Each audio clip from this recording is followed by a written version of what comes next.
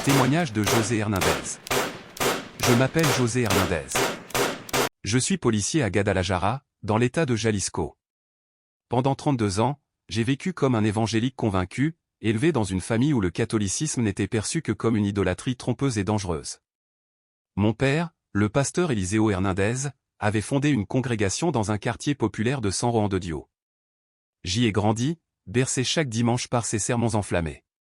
Pour nous, les catholiques adoraient des statues de pierre, et Marie n'était qu'une femme ordinaire, injustement élevée au rang de déesse par une église corrompue.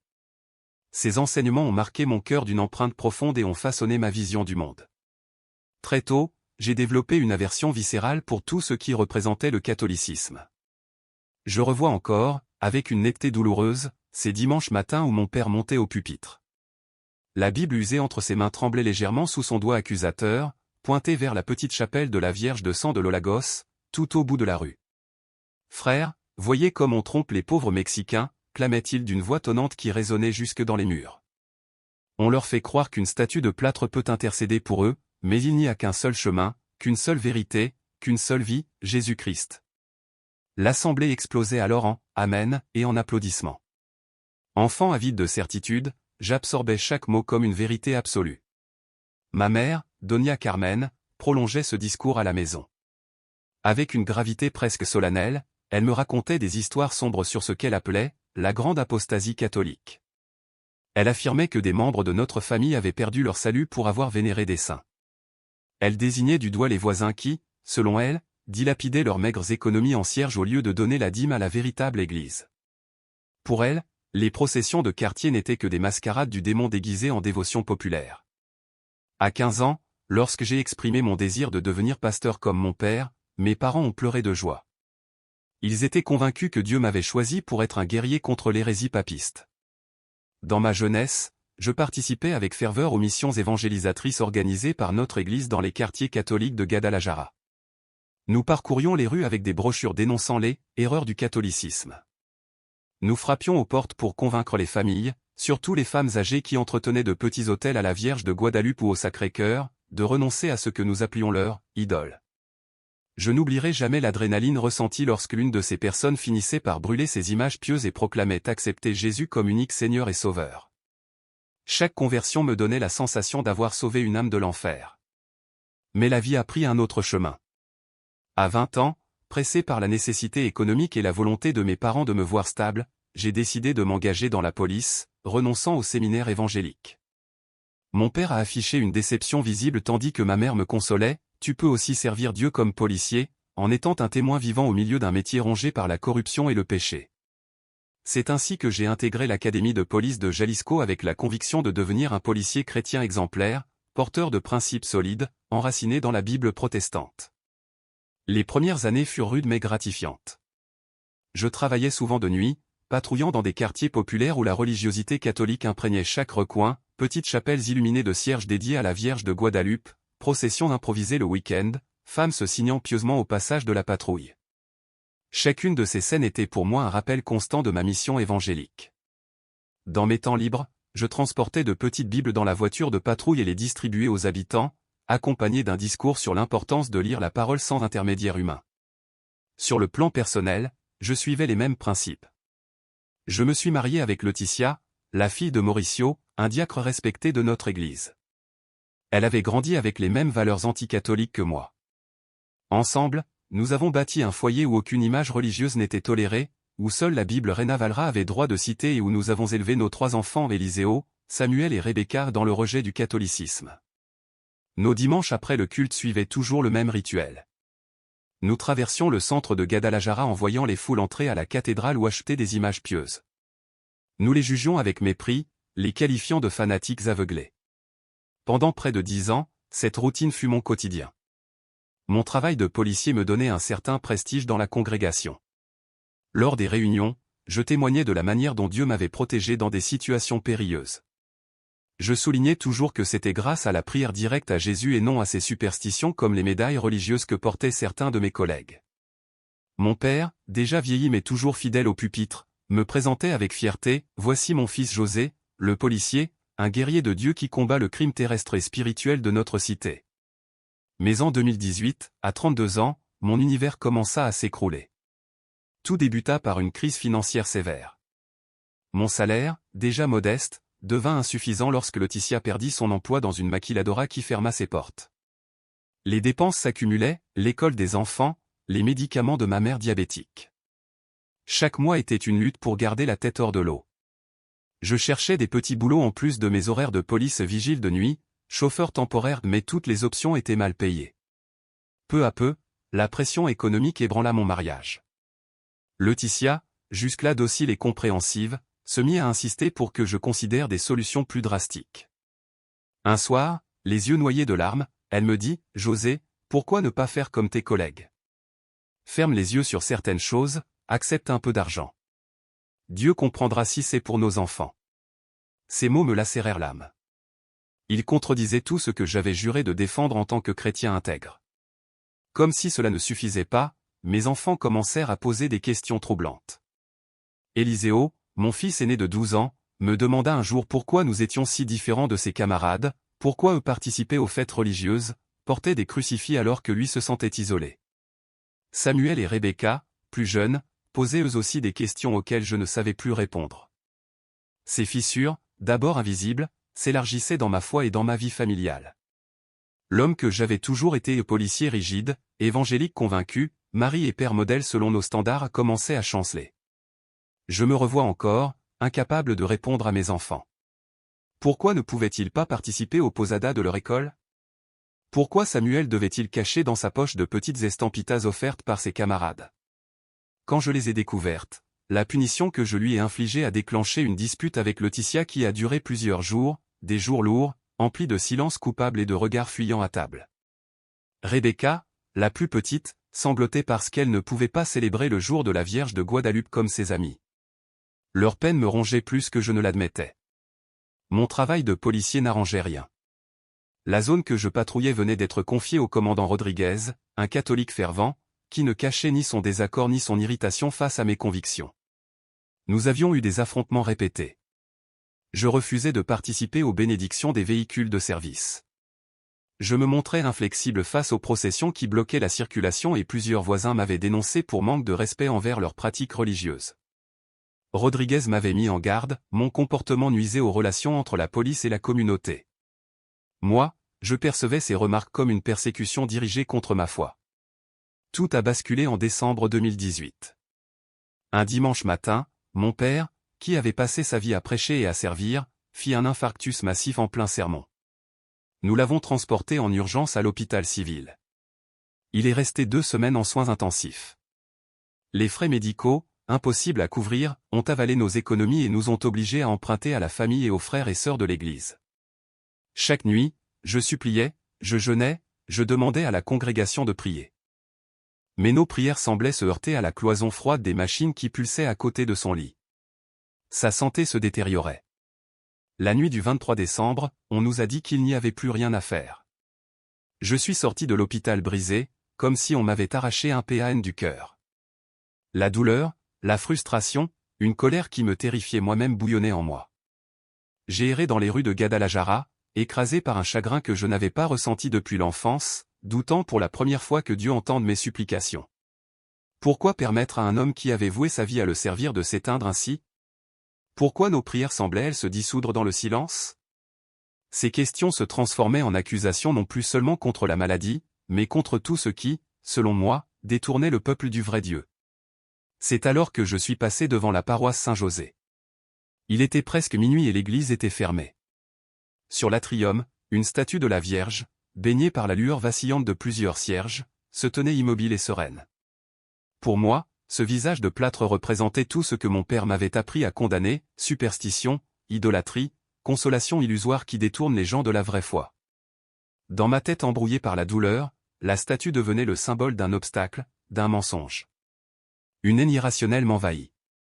Pourquoi la foule se fourvoyait-elle à adresser des prières à une image? Mon père, un homme de foi, souffrait pendant que ces personnes déposaient des fleurs et des photos, convaincu que la statue pouvait intercéder. L'amertume brodait des raisonnements absurdes dans mon esprit. Peut-être que si cette fausse religion n'avait pas prévalu, plus de gens seraient venus à notre église. Peut-être aurions-nous eu plus de soutien. Peut-être, dans l'orgueil et la douleur, Dieu aurait entendu différemment nos supplications. Je suis rentré chez moi cette nuit-là avec un plan que je ne peux aujourd'hui qualifier que d'irrationnel et dangereux. Je voulais faire une déclaration, un acte symbolique contre l'idolâtrie. Je me disais, dans l'aveuglement de la rage, que si je détruisais cette image, je prouverais au monde que ce n'était qu'un objet inerte. Je pensais même, dans mon délire, que cela pourrait être un acte de foi capable de secouer Dieu, de le pousser à guérir mon père. Le matin du 24 décembre était gris et froid. J'avais mal dormi. J'ai dit à Laetitia et aux enfants que j'avais une course importante et que je les rejoindrais plus tard à l'hôpital.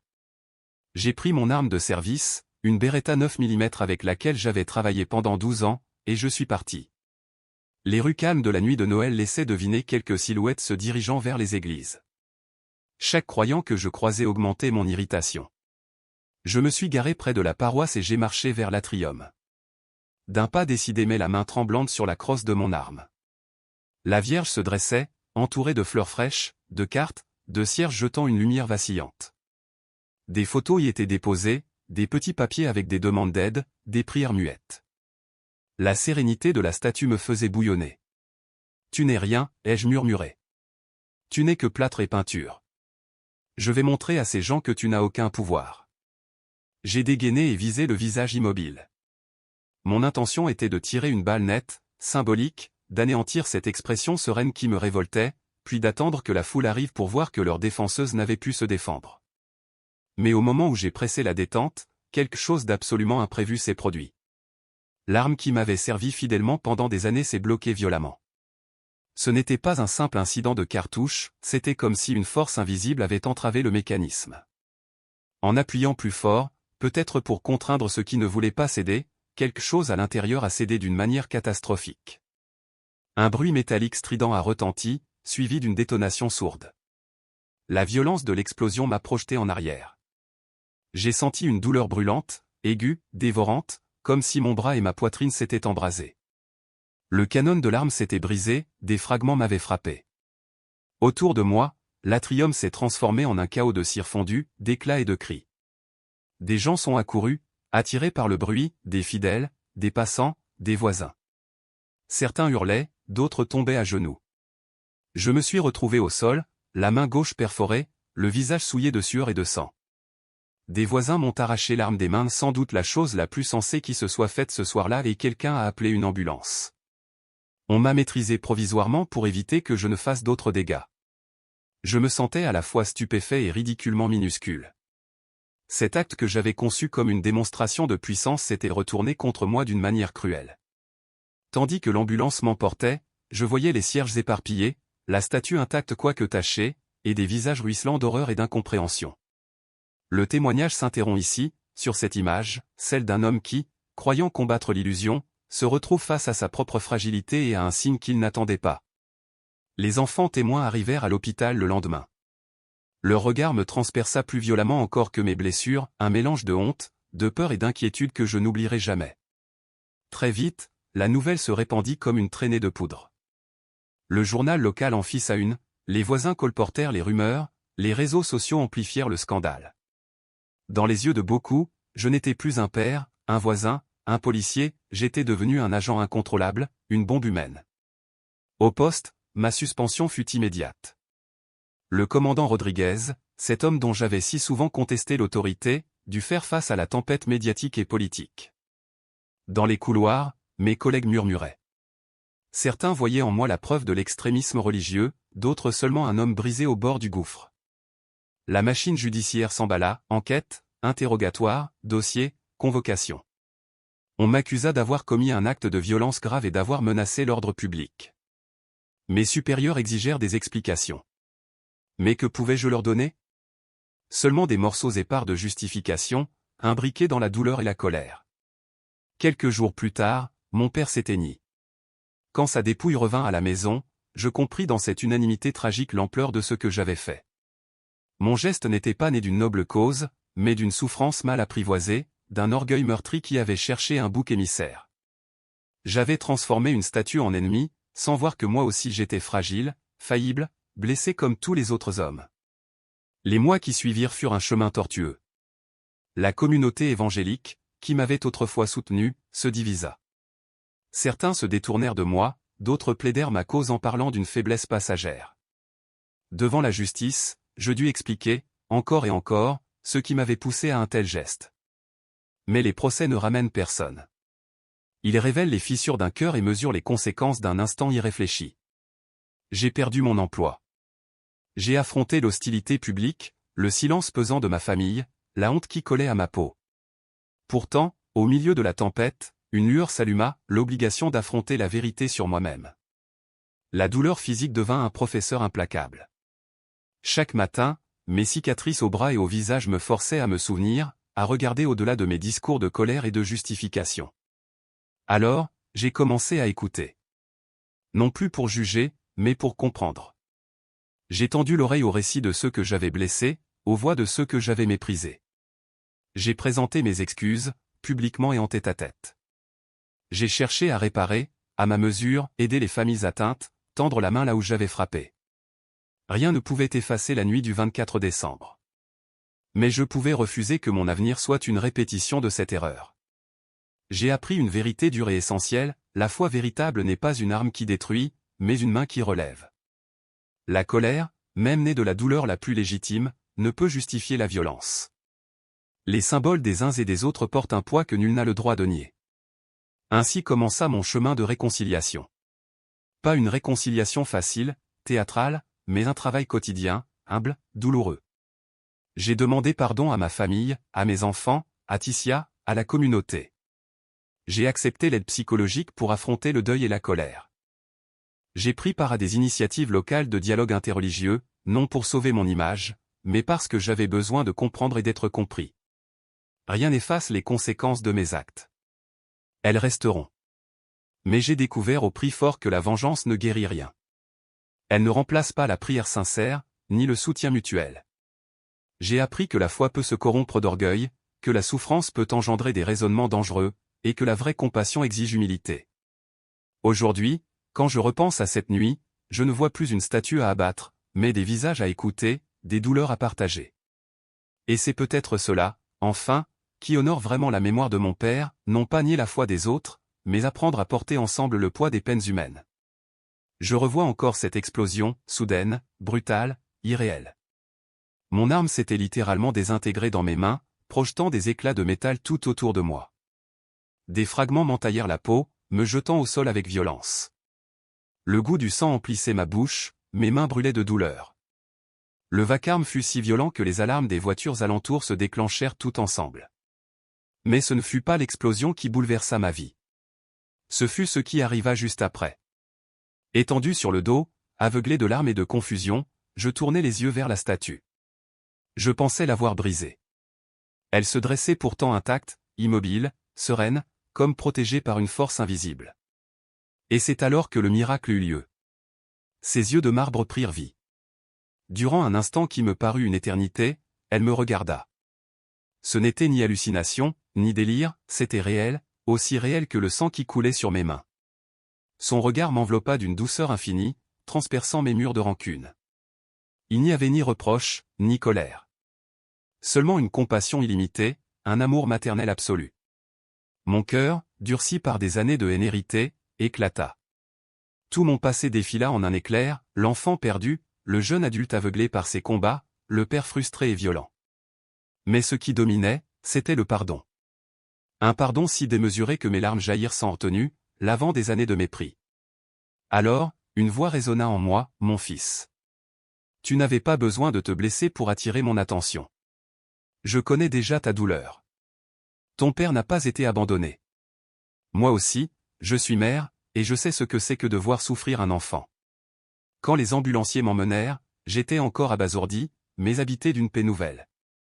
À l'hôpital, les médecins n'en croyaient pas leurs yeux, mes blessures, malgré la violence de l'explosion, étaient superficielles. L'un d'eux murmura, « C'est un miracle ». Quelques heures plus tard, un autre miracle m'attendait, l'état de mon père, jugé désespéré le matin même, s'était inexplicablement amélioré. Lorsque je pus le voir, il m'accueillit d'un sourire faible, mais lumineux. « José, dit-il. J'ai rêvé d'une femme d'une beauté indescriptible. Elle m'a dit que j'avais encore une mission à accomplir. 2 signes, 2 miracles liés par un fil invisible. Même l'enquête officielle resta sans réponse. Mon arme s'était brisée d'une manière jugée statistiquement impossible. Aucun blessé, aucun dégât. Le commandant Rodriguez, qui m'avait tant combattu, vint me voir. Son regard mêlait sévérité et inquiétude. « José, les experts disent que ce qui s'est passé est impossible. Que faisais-tu exactement ?» Je répondis à demi-mot, incapable de révéler toute la vérité. Peu à peu, pourtant, je ne pus me contenter d'excuses vagues. Je me mis à observer mes collègues catholiques différemment. Je vis leur sincérité, leur compassion, leur solidarité. J'ouvris des livres que j'avais autrefois méprisés. Je me rendis discrètement à la messe. Ce que je découvris bouleversa tout ce que j'avais cru savoir, une profondeur théologique, une cohérence spirituelle, une lumière insoupçonnée. Ce chemin ne fut pas facile. Chaque pas ébranlait mes certitudes forgées par des décennies. Les nuits d'insomnie se succédèrent. Laetitia, ma compagne, percevait mes changements. Elle m'interrogeait sans relâche. Enfin, je cherchais un guide. Je retournai à la paroisse Saint-José, la même où ma vie avait basculé, et demandai à voir le prêtre. Le père Miguel, un homme à la barbe grise et au regard empli d'une bonté tranquille, m'accueillit. Alors, pour la première fois, je racontai tout. Mon récit n'était plus celui d'un policier déchu, mais d'un homme en quête de rédemption. Et peut-être, au milieu de mes ruines, venait de naître le commencement d'une nouvelle vie. Mon enfance s'est déroulée dans un univers évangélique où chaque journée semblait rythmée par les prêches passionnés de mon père. Ces sermons résonnaient dans nos murs comme une pluie de feu et de ferveur. Je me revois, enfant, absorbé par ces paroles, oscillant entre admiration et crainte. Cette foi exclusive façonnait nos vies, rejetant tout ce qui n'entrait pas dans son cadre comme une idole dangereuse. Pourtant, derrière cette ferveur se cachait déjà une tension silencieuse en moi, une question muette qui n'osait pas se formuler. L'incident avec l'arme, quelques années plus tard, fut la première fissure dans ce mur de certitude. J'avais vu ma vie vaciller, j'avais vu la mort de près et pourtant, inexplicablement, j'en étais sorti indemne. Cette blessure invisible ouvrit en moi une brèche où la lumière d'une autre foi pouvait s'infiltrer. Lorsque, pour la première fois, j'osais confier mes doutes et mes tâtonnements vers le catholicisme, l'homme à qui je me livrais m'écouta sans m'interrompre, sans juger, sans même laisser transparaître la moindre surprise. Son silence était comme un refuge. Quand je terminai mon récit, il posa simplement sa main sur la table et me dit d'une voix douce. « José, ce que tu vis n'a rien d'étrange. L'histoire de l'Église est remplie de récits semblables aux tiens. La Vierge Marie a intercédé miraculeusement pour d'innombrables personnes, même pour celles qui l'avaient d'abord rejetée. Le simple fait que tu sois ici, animé du désir sincère de chercher la vérité, est déjà le signe que son intercession agit dans ta vie. » Ces mots ne portaient ni contrainte ni urgence. Il ne chercha pas à me convertir sur le champ, mais m'offrit au contraire un accompagnement patient et respectueux, des lectures adaptées, la possibilité d'intégrer un groupe d'études bibliques où catholiques et chrétiens d'autres dénominations lisaient ensemble les Écritures, et surtout une oreille attentive pour répondre à mes interrogations. Je me lançai alors dans ces rencontres hebdomadaires. À ma grande surprise, je découvris des catholiques profondément enracinés dans la parole de Dieu, parfois même plus que beaucoup de prédicateurs que j'avais connus. Leur approche différait, ils inscrivaient la Bible dans un contexte plus vaste, nourri par la tradition apostolique et le magistère de l'Église. Les débats théologiques étaient intenses mais toujours respectueux. Peu à peu, les passages que j'avais jadis brandis pour critiquer le catholicisme prirent un autre relief. Je réalisais qu'ils pouvaient être compris d'une manière différente, légitime et éclairante. Le tournant décisif arriva à Pâques 2019. Mon père, remis de son infarctus, avait perçu les changements profonds en moi. Une nuit, après le dîner, il me confronta frontalement. « José, quelque chose a changé en toi depuis décembre. Ta mère et moi voyons bien que tu ne parles plus des catholiques avec la même virulence. Tu sembles plus calme, plus posé. Dis-moi la vérité. Qu'est-ce qui t'arrive ?»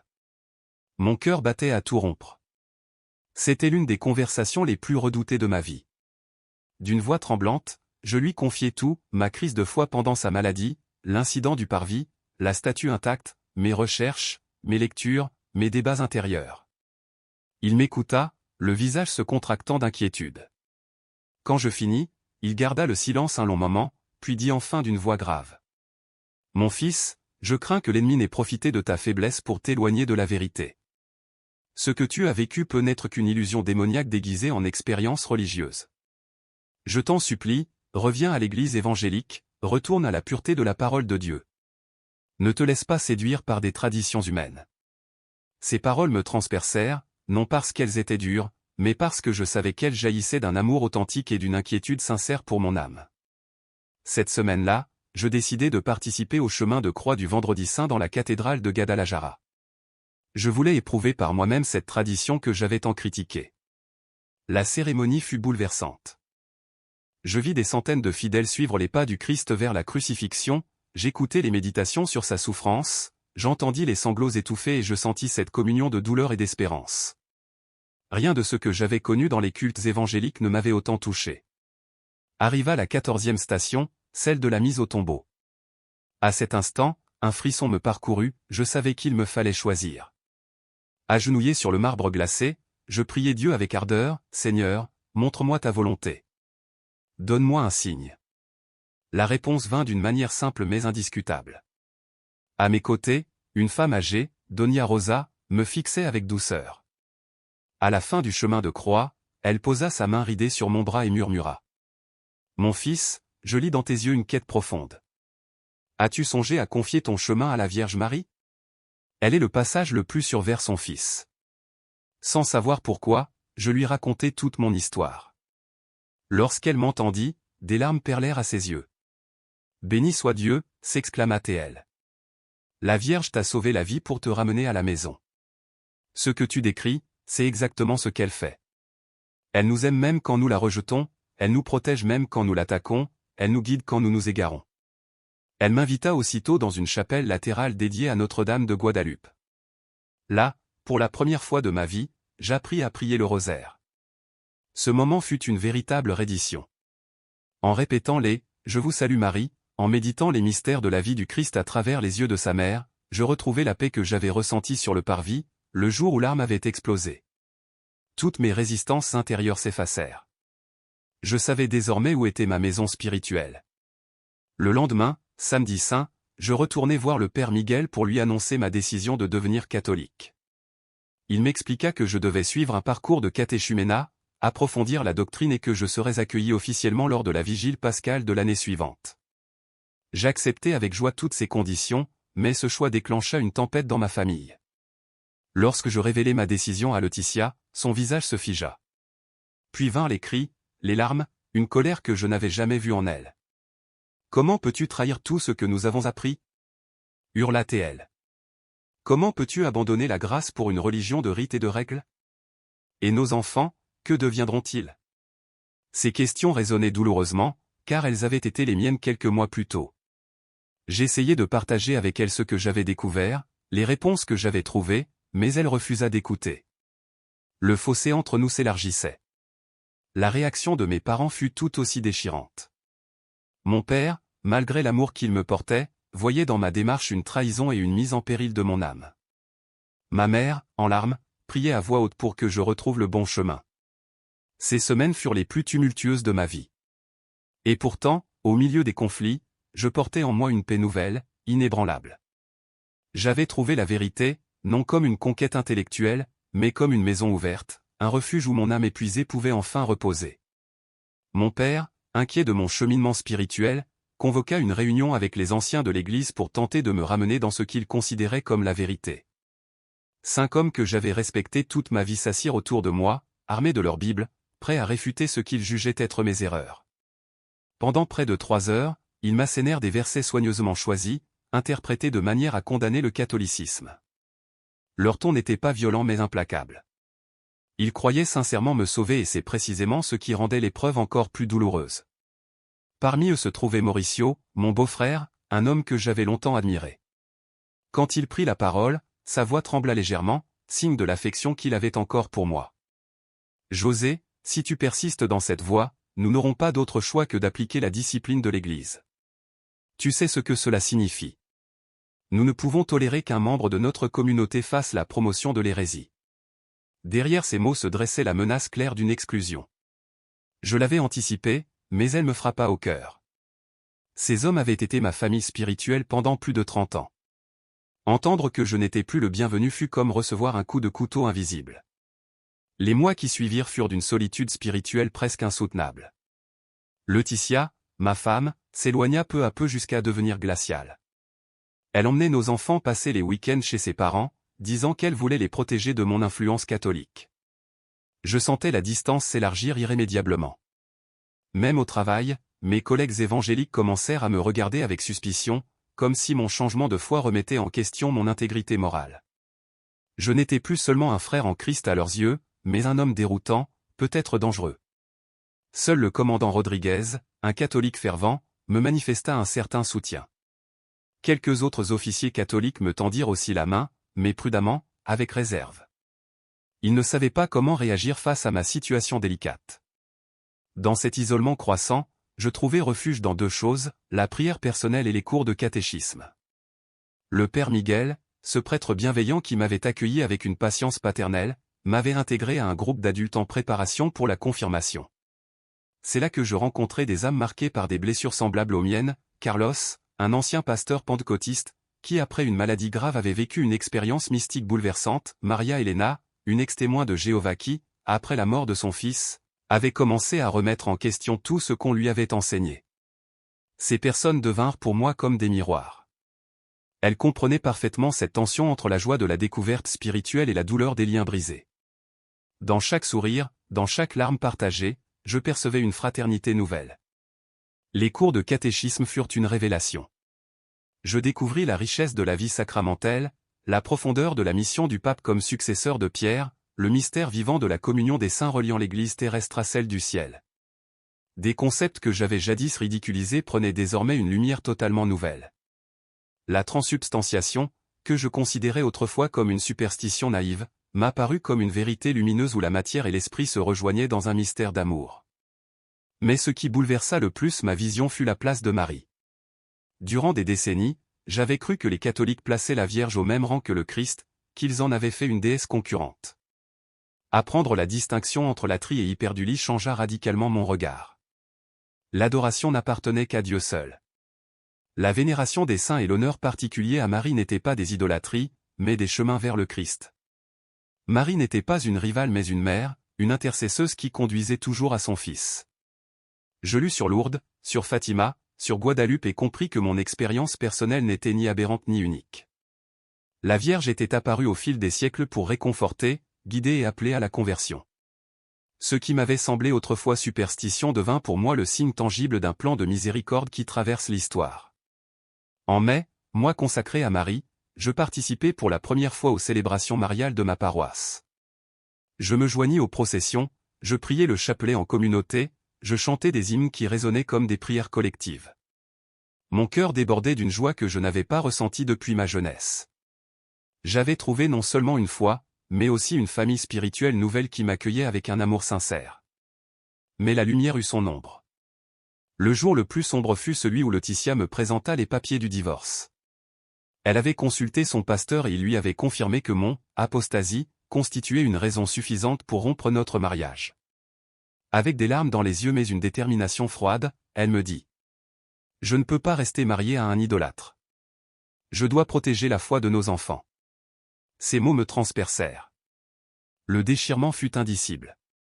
Pourtant, dans mon désespoir, je me souvenais des paroles du Christ, qui quitte père, mère, femme ou enfant à cause de moi recevra bien davantage. Je m'accrochai à cette promesse. Les procédures légales furent cruelles. Laetitia m'accusa d'instabilité mentale, évoquant l'incident de l'arme. Je dus passer des tests psychologiques humiliants qui heureusement confirmèrent ma santé mentale. Aux audiences de garde, mes anciens frères d'église vinrent témoigner contre moi, décrivant un homme dévoyé, instable, ayant trahi les valeurs chrétiennes. Je faillis perdre tout droit de voir mes enfants, mais le commandant Rodriguez intervint. Il témoigna de mon professionnalisme constant et de ma stabilité au travail. Grâce à lui, on me conserva au moins des droits de visite. Sa loyauté fut une bouée dans la tempête. Au milieu de ces épreuves, mon métier de policier prit un sens nouveau. Mon uniforme devint plus qu'une fonction, il était un ministère. Je ne prêchais plus seulement par des paroles, mais par une présence de justice et de paix enracinée dans ma foi. J'abandonnai mes petites Bibles protestantes et commençai à porter des médailles bénites et des images saintes que je distribuais discrètement à ceux que je sentais fragiles. Mon regard sur la communauté changea profondément. Les processions que je méprisais naguère comme des obstacles au trafic me parurent désormais des manifestations vivantes de la foi du peuple. Les petites chapelles de rue que j'ignorais devinrent pour moi des foyers de prière. Les vendeurs d'articles religieux que je traitais autrefois avec mépris me semblèrent désormais des instruments d'évangélisation. Le commandant Rodriguez, observant mon évolution, me confia peu à peu des responsabilités particulières, assurer la sécurité des célébrations de la Vierge de Guadeloupe, coordonner la police lors des processions de la Semaine Sainte, veiller au bon déroulement des fêtes patronales. Ces missions furent pour moi une immersion dans la ferveur populaire mexicaine, une découverte émerveillée de traditions que j'avais jadis combattues. À l'approche de ma réception dans l'église catholique prévue pour la veillée pascale, je connus pourtant ce que les mystiques appellent la nuit obscure de l'âme. Pendant des semaines, je doutais. Était-il juste de sacrifier ma famille, mon ancienne communauté, ma réputation pour ce chemin nouveau? La douleur me semblait écrasante et parfois je songeais à tout abandonner. Mais chaque fois que le doute me paralysait, je retournais à la paroisse Saint-José, ce lieu où tout avait commencé. Je m'agenouillais devant la statue de la Vierge et dans ce silence, je sentais à nouveau cette présence qui ne m'avait jamais quitté. Là, dans la lumière tremblante des cierges, je retrouvais la certitude intime d'être conduit pas à pas, malgré les tempêtes, vers la maison où mon âme avait enfin trouvé refuge. Je retrouvais, au fil des jours, la certitude réconfortante que je n'étais pas seul. Dans les instants de fragilité, je me surprenais souvent à prier en silence devant cette même statue de la Vierge que j'avais, autrefois, voulu détruire dans un accès de rage. Mais désormais, ce n'était plus la colère qui animait mes gestes, c'était un abandon confiant à Dieu, une confiance qui grandissait comme une flamme intérieure nourrie par la grâce. Une nuit particulièrement éprouvante, après une longue séance de catéchisme consacrée au sacrement de la confession, je demeurai seul dans l'église. Le silence résonnait comme un écrin, et ma prière s'élevait, ardente, tremblante. Il n'y eut pas de vision spectaculaire comme la première fois, mais soudain, une présence maternelle, douce et enveloppante, se fit sentir à nouveau. C'était la Vierge. Une certitude intime, profonde, indiscutable m'envahissait, je n'étais plus seul sur ce chemin. Dans le silence de mon cœur, comme un souffle imperceptible, une voix résonna, « José, les sacrifices que tu fais pour la vérité ne sont pas vains. Ton témoignage deviendra semence de conversion pour d'autres. » Je ne savais pas encore à quel point ces paroles se réaliseraient, mais dès les jours suivants, les fruits commencèrent à éclore. Certains collègues, intrigués par la paix et le calme qui m'habitaient malgré mes épreuves, vinrent à moi avec leurs questions. L'officier Ramirez, jusque-là catholique de nom mais absent de l'église, me confia que mon exemple l'avait poussé à retourner à la messe, accompagné cette fois de toute sa famille. La sergente Lopez, blessée depuis des années par des prêtres corrompus, me dit qu'elle commençait à reconsidérer sa relation avec Dieu à la lumière de nos conversations. Même certains de mes anciens frères évangéliques, bien qu'incapables d'accepter publiquement ma conversion, me confièrent en privé qu'ils percevaient en moi un changement qu'ils ne pouvaient réduire à une illusion. Un jour, mon cousin Esteban, compagnon fidèle de mes anciennes missions évangéliques, m'interpella, troublé. « José, je crois que tu es dans l'erreur théologique, mais je ne peux nier que tu sembles plus en paix, plus aimant, plus ressemblant au Christ qu'avant. Comment une erreur pourrait-elle produire de si bons fruits ?» Ces paroles ouvrirent une brèche que j'attendais depuis longtemps. Je lui répondis calmement. « Esteban, ne juge pas seulement mes paroles, juge ma vie. Si ma conversion m'a rapproché du Christ, peut-être devrais-tu envisager que ce que j'ai trouvé n'est pas une erreur, mais une vérité plus complète. » Le 20 avril 2019, lors de la vigile pascale, ma vie prit un tournant irréversible. Après mon baptême d'enfant, ce fut sans doute le jour le plus marquant de mon existence. La cérémonie commença au crépuscule, avec l'allumage du feu nouveau et la procession du cierge pascal. Dans l'obscurité, la lueur des flammes annonçait la victoire de la lumière sur les ténèbres, et je sentis que cette clarté entrait désormais dans mon histoire personnelle. Lorsque résonna l'exultait, que les lectures retraçaient la longue fresque du salut, j'eus la conviction intime que ma vie s'inscrivait à présent dans cette grande histoire du peuple de Dieu. Puis vint le moment de ma confirmation et de ma première communion. L'évêque auxiliaire posa ses mains sur ma tête et invoqua l'Esprit Saint. À cet instant, une force nouvelle se déversa dans tout mon être. Je ressentis une effusion intérieure, les dons que j'avais tant cherchés ailleurs sans jamais les trouver vraiment s'ancraient enfin dans mon âme. Et lorsque je reçus pour la première fois l'Eucharistie, je compris viscéralement ce que signifiait la présence réelle du Christ. Ce n'était plus une croyance abstraite, mais une expérience intime, bouleversante, indéniable. Les mois suivants furent marqués par une croissance spirituelle accélérée. Je m'engageai dans les activités paroissiales, surtout auprès du groupe d'évangélisation visitant les foyers catholiques éloignés de l'Église. Mon passé évangélique me donnait une crédibilité particulière auprès de ceux séduits par d'autres traditions. J'intégrai aussi le groupe de prière charismatique, découvrant que le catholicisme n'excluait pas les manifestations de l'esprit comme les langues ou la prophétie, mais les plaçait dans une harmonie sacramentelle, sous l'autorité de l'Église. Ce fut une guérison intérieure, je n'avais pas à renier mon passé, mais à le purifier et l'achever.